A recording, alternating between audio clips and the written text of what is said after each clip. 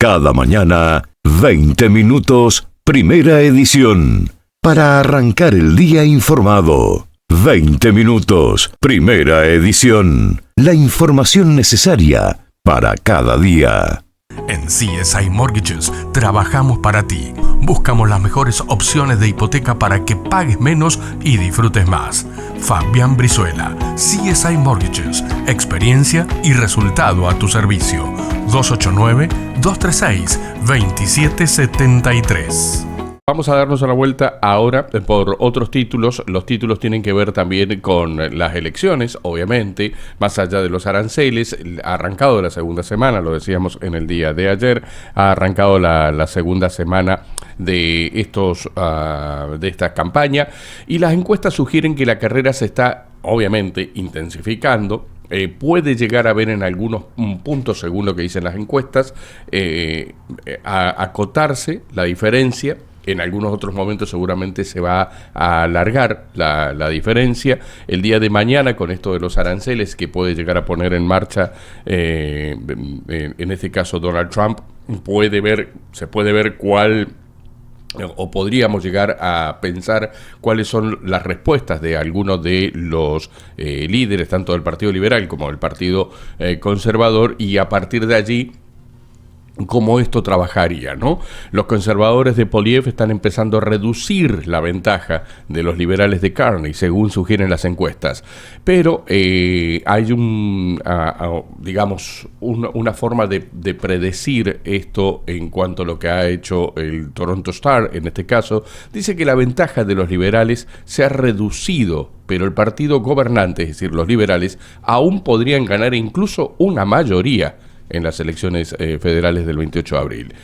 Dicen por aquí, seguimos viendo esa volatilidad aquí donde el flujo y reflujo del voto liberal realmente varía más que la línea de tendencia conservadora, dijo Clifton van der Linden. Es el profesor de Ciencias Políticas de la Universidad McMaster y director ejecutivo de VocPop Labs, la organización de investigación independiente que desarrolló esta compañía que se llama Signal. El lunes Signal tenía a los liberales de Carney con un 41% de apoyo público y pronosticaba que ganaría 179 escaños en la Cámara de los Comunes de 343 miembros, en comparación con el 40.5% y los 143 escaños de los conservadores de Poilievre. Es decir, lo pondría en una posición de partido mayoritario y que podría llegar a ser. Hoy por hoy, si bien se ha acercado los conservadores, fíjate vos que a otras encuestas les dan una ventaja más chiquita, sin embargo, la ventaja de los liberales todavía está por arriba. Bueno, y ahora, para contextualizar, ¿qué temas se están abordando precisamente en esta campaña que ha iniciado esta semana ya, la segunda, ¿no? La segunda semana. Entonces, aparte del tema arancelario, los temas tienen que ver con el corredor energético y también la vivienda. En el caso de Poilievre, está prometiendo un nuevo corredor energético. Esto fue en Saint John. El líder conservador Pierre Poilievre se comprometió a establecer un corredor energético nacional que agilizaría la aprobación de oleoductos, ferrocarriles y otros proyectos críticos de infraestructura energética.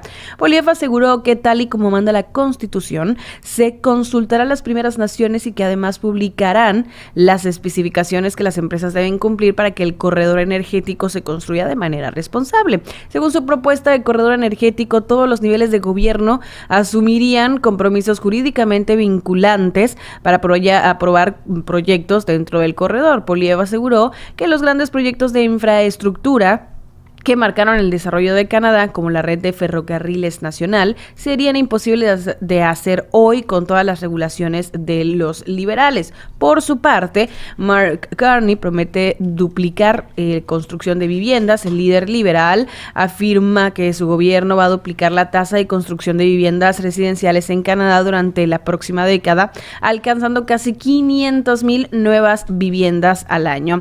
Esto fue desde el área del GTA, específicamente específicamente en Bonn.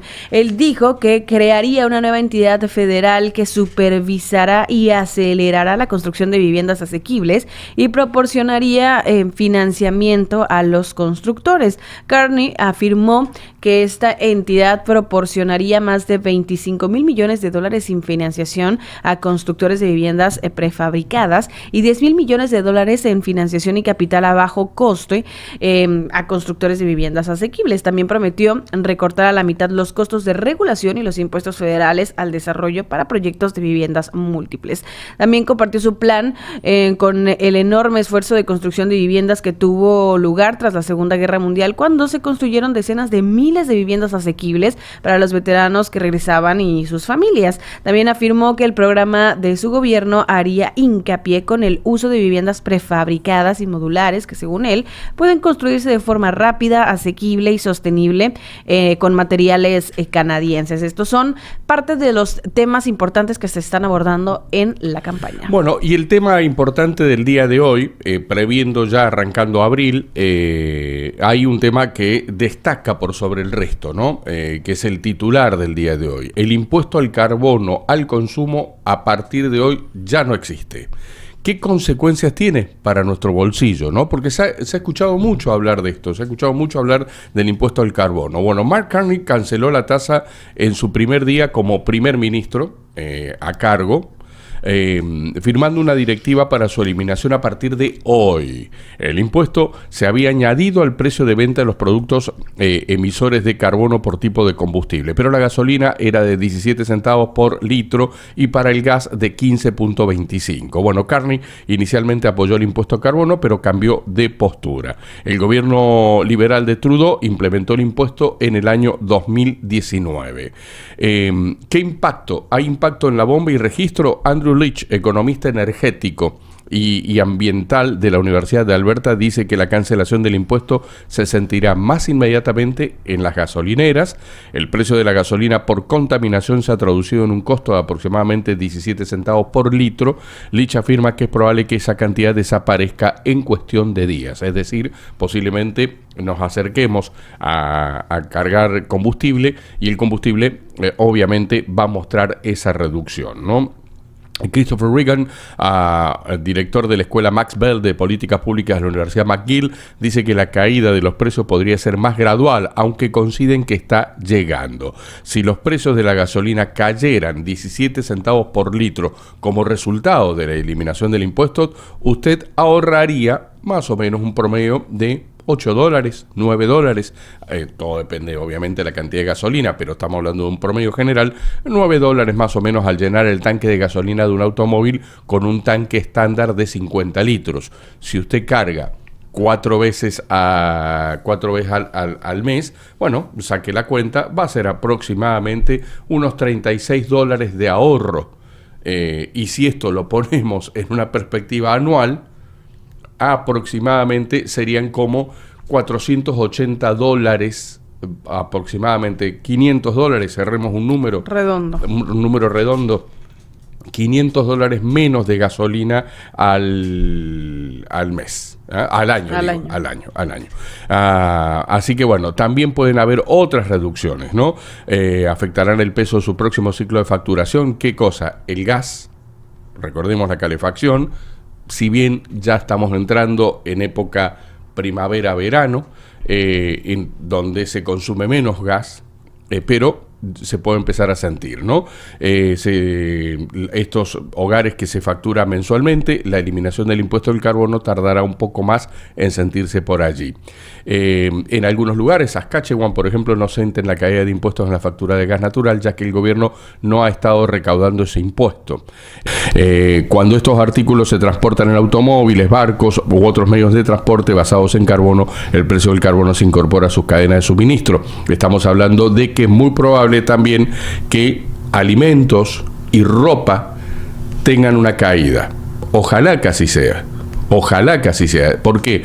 Porque hay gasolina que utilizan directamente o indirectamente, pero se utiliza todos los medios de transporte que utilizan gasolina. eso, cuando vos vas a transportar esa mercadería, se la cargas a la mercadería. En este caso se la tendrían que sacar, ¿no? Así que, bueno, sugiere que el impuesto al consumo tuvo un impacto mínimo en la inflación. Ojo con esto también. O sea, tampoco creamos que esto es la panacea ni nada por el estilo, ¿no? Esto lo señala una investigación de la Universidad de Calgary. El impuesto al carbono, al consumo, tuvo un impacto mínimo en la inflación. El impacto mínimo en el precio general de bienes de consumo, como los alimentos, significa que la eliminación también tendrá un impacto relativamente pequeño. Así que bueno, y hay otro que es el tema del reembolso. Las familias de bajos ingresos serán las que más sientan la pérdida de este reembolso. Celi. Bueno, seguimos con el tema de las reservas de vuelos de Canadá que hacia Estados Unidos se han desplomado. Dábamos recientemente cifras, ¿no? El número de reservas en marzo para vuelos entre Canadá y Estados Unidos para los próximos 6 meses cayó más de un 70% en comparación con el mismo periodo del año pasado. Y pues sigue habiendo datos que hablan sobre las repercusiones de este mismo tema. Los canadienses continúan evitando viajar a Estados Unidos debido a la guerra comercial lanzada por el presidente Donald Trump, que obliga a las aerolíneas a ajustar sus ofertas. Y en el caso, por ejemplo, de Air Canada, la aerolínea más grande del país, informó que ha reasignado una pequeña parte de su capacidad debido a la desaceleración del mercado transfronterizo, utilizando aviones más pequeños o reduciendo algunas frecuencias, ¿no? Realmente ha habido un reajuste notorio. Interrogando sobre el impacto financiero de la guerra comercial en su reunión general anual este 31 de marzo, el presidente del Consejo de Administración de Air Canada dijo que este impacto representa alrededor del 10% de sus ingresos por milla pasajero para vuelos entre Canadá y Estados Unidos durante los próximos 6 meses. Así que bueno, esto, insisto, como cuando nos topamos con esta cifra de cuánto había bajado y el 70% muy grande, sí, claro. Pues hablábamos también de que va a seguir avanzando y va a seguir dando de qué hablar, y bueno, se está viendo con este tipo de titulares que nos habla de los reajustes que las aerolíneas están haciendo y también los números que ya se ven reflejados. Fíjate ahí. Que puede haber incluso una disminución de $50,000 millones.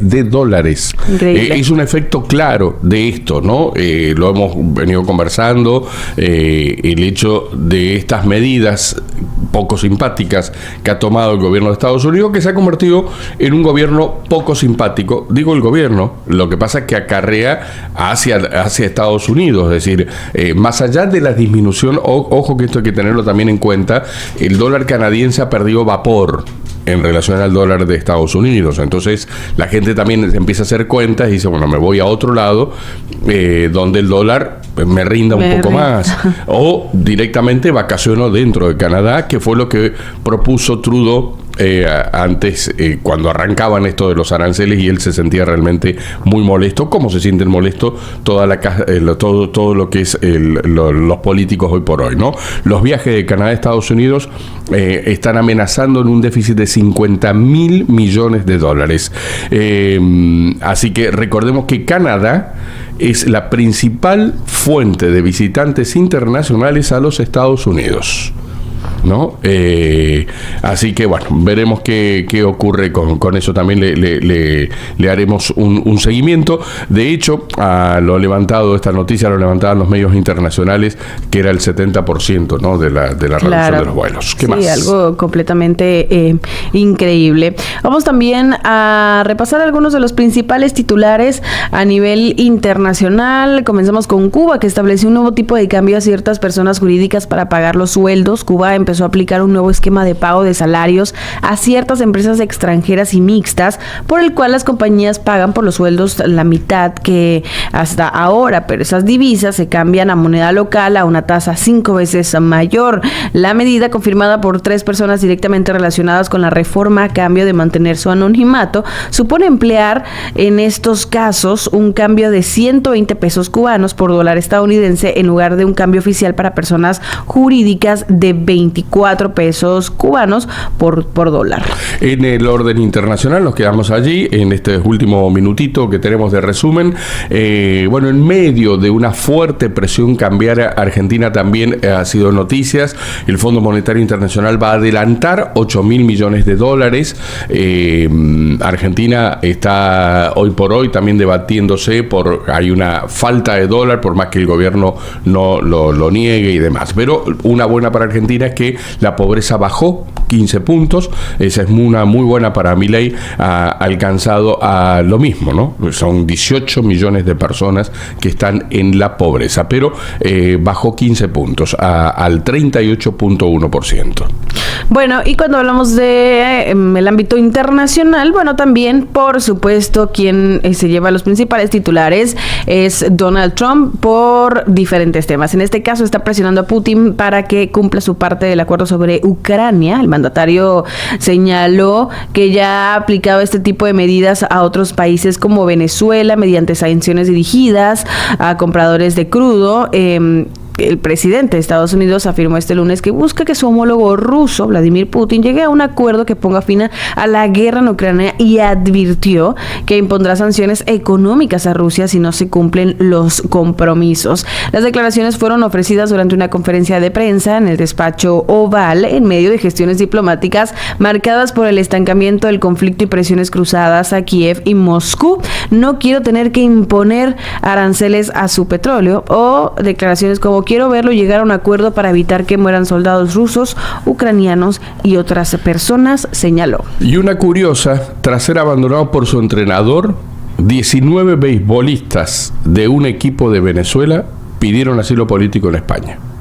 Los jugadores habían viajado a ese país para realizar partidos de exhibición, pero antes de completar la gira, su entrenador dijo que debía volver a Caracas y abandonó en el aeropuerto al equipo. Ahora los deportistas buscan quedarse en Barcelona, lejos de Nicolás Maduro. Vamos con la temperatura, Celi, ¿cómo estamos? La temperatura en la ciudad de Toronto es de 0 grados, nos espera una máxima de 4 con probabilidad de flurries y también con la posibilidad de que salga el sol. 1 grado para hoy, la temperatura máxima en Ottawa. En el caso de Montreal, hoy tendrá 3 grados, días parcialmente nublados, al igual que en Quebec, con una temperatura de 2 grados. Si nos vamos hacia y si nos vamos en este caso hacia el oeste del país, Calgary tendrá en el día de hoy 10 grados, 10 grados con cielos parcialmente nublados y alguna llovizna aislada, mientras que Edmonton, en el día de hoy, Edmonton tendrá una temperatura de 5 grados con algunas lloviznas aisladas en el día de hoy. Así pasaba parte de la información en este día 1 de abril. Buen día para todos.